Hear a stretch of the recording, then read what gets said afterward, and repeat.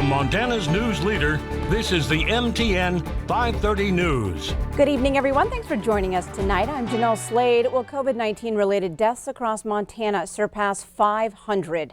That information, along with another nearly 1,000 confirmed cases, prompts Governor Steve Bullock and state health experts to make another appeal to Montanans. Now, the warning: if people don't strictly follow public health guidelines, the state's hospitals and economy will be overwhelmed. MTN Chief Political Reporter Mike Dennison was there. In his first public appearance since losing last week's U.S. Senate election, Bullock said alarm bells are ringing loudly on COVID-19 and that Montana is approaching a crisis situation. He noted that 10,000 cases were reported statewide in the 11 days that ended last Sunday, pushing the total cases past 40,000 when it took 6 months to reach the first 10,000 infections in the state. But the governor said without additional aid from Congress, he won't go back to greater restrictions that would impose more economic burdens on families and businesses. I've never wanted to punish the businesses that are doing right in this pandemic, that keep their employees and customers safe.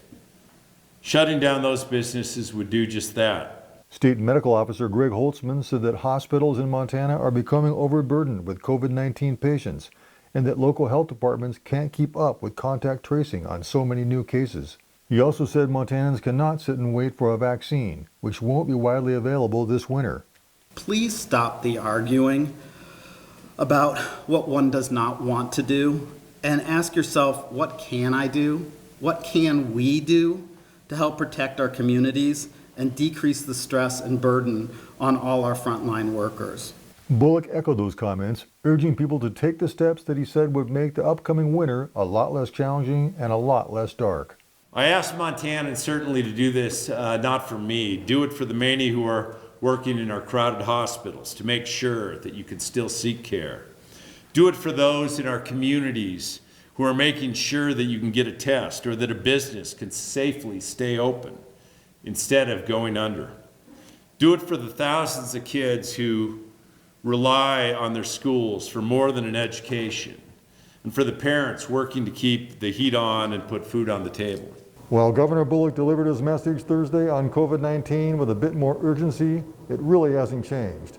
Take this seriously, Montanans. Social distance and wear a mask. At the Capitol, Mike Dennison, MTN News. Thanks, Mike. Now, county health authorities across Montana are reporting 7 more deaths tonight. One of those victims, a Bighorn County woman in her 60s. She marks the county's 41st death. The state total is now at 504. 3 of those victims are from a Second Butte nursing home, now the site of another outbreak in Butte. Butte's Copper Ridge Health and Rehab made the announcement today. Along with the deaths, 30 residents and 13 staff members have also tested positive. The health department says the first cases appeared in late October. Continental Care and Rehab in Butte is also in the midst of an outbreak, having reported 12 deaths among residents so far. Health officials in Choteau County now frustrated with residents refusing to quarantine or wear masks. This week, the county health department took on social media with a grim warning. It says people who have been deemed close contacts to positive cases are telling them they will not quarantine. They also say residents are refusing to wear masks. Choteau County reports 91 active cases with 12 new cases today. Health officials warn those numbers will go up if residents don't follow the rules. A while back, we even had a post that said, we know some of you aren't going to wear masks, and we're not going to change your mind, but please do these other things, like wash your hands and avoid crowds and cover your cough. And, if you can't do one thing, at least do as much as you can. Choteau County is home to about 5,700 people. Well, the virus is again shutting down school in Jordan, Montana. School officials announced today they will transition to remote learning on Monday and have tentatively scheduled to resume in-person learning on Monday, November 30th. Now, the entire Great Falls School District will also conduct remote learning for the same 2-week period. As COVID cases continue to rise, Montana businesses are feeling the impact firsthand. Now, some owners with a real concern that they may have to permanently close their doors before the pandemic is even over. MTN's John Riley is in Helena. Not that long ago, Bad Betty's Barbecue in Helena was swarmed with customers, often completely selling out well before closing. During the pandemic, they're lucky to see a quarter of that. Owner Calvin Richards says if something doesn't change, he may have to make some heartbreaking decisions. It's day to day. It really is, and I don't think I'm the only one in town who's experiencing that. It really is day to day. We closed for a week last week. It had just gotten to the point where it was costing me more money to be open than it was worth. I don't know, it's all very much up in the air. We could be closed within a week if things don't, go our way. Another very popular Helena restaurant, No Sweat Cafe in downtown Helena, has had similar issues finding customers. Pre-pandemic, the small cafe would be overflowing with customers with an hour-long wait that many would happily put up with. Weekends are busiest, but it's comparable to like a busy Tuesday in the summer now. Both No Sweat and Bad Betty's took advantage of COVID relief grants from CARES Act funding. In total, the state has paid out $187 million through their Business Stabilization Grant Program to 13,000 businesses across Montana. However, those funds are only temporary relief. With COVID cases rising, many small businesses worry it will keep customers from going out, even just to pick up something. There's also the looming fear of having to close for a period if an employee contracts the virus. Looking at the outlook, many businesses say they're going to need additional support this winter. I think with the current state of things, with the numbers spiking in Montana, I don't see this going away for a long time. There has to be some more stabilization money, or not just myself. There's a lot of businesses in this town that have already shuttered their doors, and there's going to be a lot more. In Helena, small businesses are trying to support each other where they can. No Sweat purchases bacon from Bad Betty's to use in their shop. Fire Tower Coffee, who also serves breakfast right across the street from No Sweat, has blended coffee for them when a shipment was late. They're not competitors, but a community trying to weather a brutal drought. All these amazing businesses that offer so much down here, and it doesn't take you going in there every day to support the business. If you want next summer to be able to eat at Murray's or No Sweat or Fire Tower or wherever once a week, it doesn't take a whole lot to shore the local businesses up right now. It just takes a lot of people doing it. Reporting in Helena, John Riley, MTN News.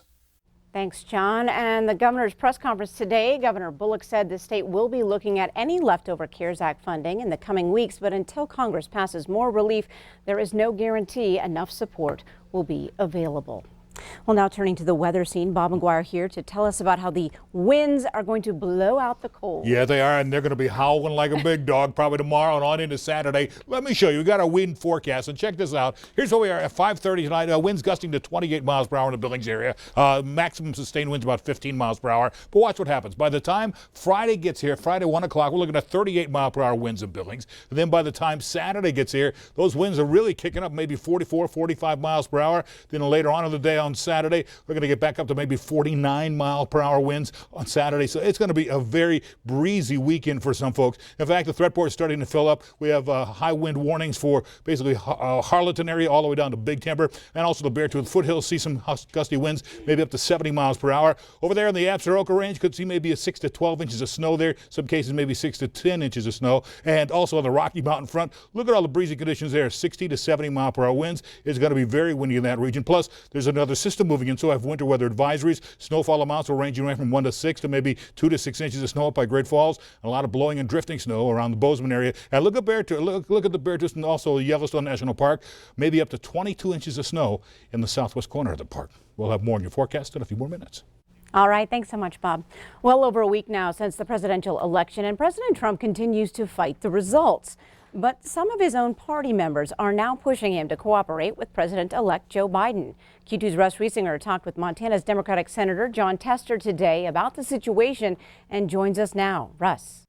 Well, Jeanelle, Senator Tester says that he believes all the votes do need to be counted, but that the courts have seen no evidence of fraud. He calls the peaceful transfer of power critical to our democracy. Well, first of all, I think it's very, very unfortunate. I think that one of the hallmarks of our democracy has been a peaceful transfer of power. The president's been talking about a rigged election now since he got elected back in 2016. And I will tell you, at some moment in time, the facts have to fall forth. And I think it is time for the president to understand that This is a democracy. Peaceful transfer of power is critically important, and we need to move forth. And why I say it's a bit disturbing is because there are folks that want to do harm to this country. And the transfer of power needs to be done in an orderly way so that people can get educated and be brought up to speed on what's going on internationally and domestically when it comes to threats to this country. And that's just a start. And right now, that's not being allowed to happen. And that is not how this country works. When asked about classified intelligence not being turned over, House Minority Leader Kevin McCarthy said, quote, he, meaning Biden, is not president right now. Don't know if he'll be president January 20th, but whoever is will get the information. Now, we did put a request in to talk to Montana's Republican Senator Steve Daines, but we're told he won't be available until next week. Janelle? All right, thanks so much, Russ. Well, the man accused of fleeing to Idaho after a fatal shooting in Billings says he's not guilty. 37-year-old Jeanelle Davis appeared by video in Yellowstone County District Court this morning. Authorities say he shot 30-year-old Waylon Bearground around 1 a.m. on November 1st outside of an apartment on King Avenue East. Bearground's parents, who had driven him to that apartment, then took him to the hospital where he died. After the shooting, court documents state Davis fled to Idaho. He was arrested in Coeur d'Alene on November 3rd and told authorities the shooting was in self-defense. His bond is set at $500,000. A Billings developer says West Billings has the types of business that creates the opportunity for a new hotel and an event center. Veeder Homestead LLC has two separate projects on Overland Avenue. One is a 137-room Marriott Courtyard Hotel, which caters to business travelers. Now, the company's other project is the renovation of the old Carmike movie theater behind Costco into a 30,000 square foot event or conference center. Now, the center will not be part of the hotel and will run as a separate business. Marriott Courtyard is separate from the event center and will remain separate from the event center. But obviously there will be interaction and interplay, and there will be people using the event center, and they'll be staying, certainly some of them, as guests in the Marriott Courtyard. David Veeder says COVID-19 has slowed construction on both projects and does not have an estimate on completion dates at this time. Up next on tonight's MTN 530 News right here on Q2, it's time to brighten your day. We meet an artist who's given new life to a busy Billings underpass. And in sports, the Laurel Locomotives have steamrolled into the State A title game for the second season in a row, but this year they are seeking a different result.